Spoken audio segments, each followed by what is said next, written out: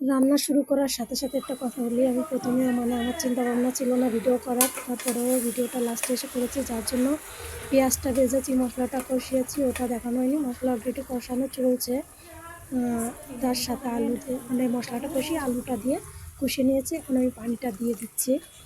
যদি আমার প্রোগ্রাম ছিল না যে আগে আমি ভিডিও বানাবো, এরকম কোনো প্রোগ্রাম ছিল না। যাই হোক, পানিটা দিয়ে দিয়েছি পরিমাণ মতো, কারণ এতে বেগুন হবে, বেগুনের সাথে ইলিশ মাছ হবে। তো পানিটা বলক এসে গেছে, আর বলক আসলেই সবাই অবশ্যই বেগুনটা দেয়, আর আমিও সেটাই করব। কে করে আমি জানি না, অবশ্য আমার গ্রামের বাড়িতে আমার মা চাচিরা করে যেটা, সেটা আমি জানি।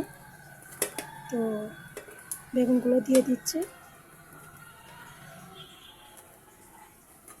বেগুনটা দেওয়া হয়ে যাওয়ার পরে যখন আর কি বলক আসবে বেগুনটার, তখন দেব এর ভিতরে মাছ। একদম মাছটা আমি ভাজি ভুজি কিচ্ছু করি না, একদম সিম্পল সাদা।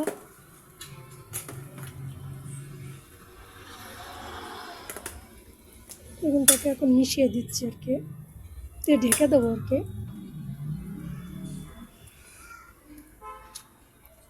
বেগুনটা বলক এসে গেছে, তো এখন আমি মাছটাও দিয়ে দেবো।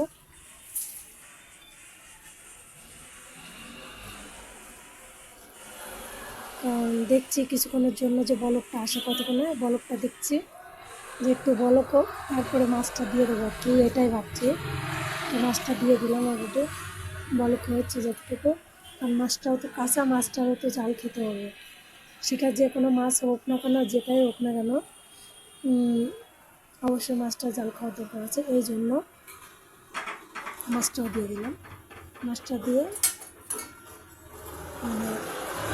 নেড়ে দিচ্ছি।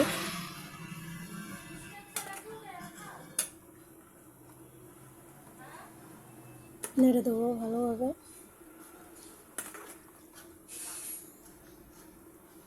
কালারটা এখন এরকম লাগছে, কিন্তু কালারটা লাস্টে সুন্দর আসবে। মানে একে তো বেগুন তো ভাষা,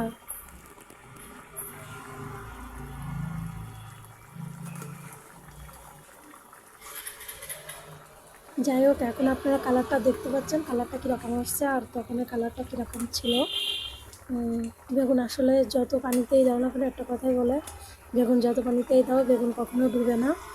তো সেটাই আর কি, বেগুন তো এত সহজে পানিতে আর ডুবতে চায় না, আর ডুবেও না। কাঁচা বেগুন কখনোই পানিতে ডুবে না, এটাই বাস্তব সত্যি। তো দেখতেই পেলেন, এই ছিল আমাদের রান্না।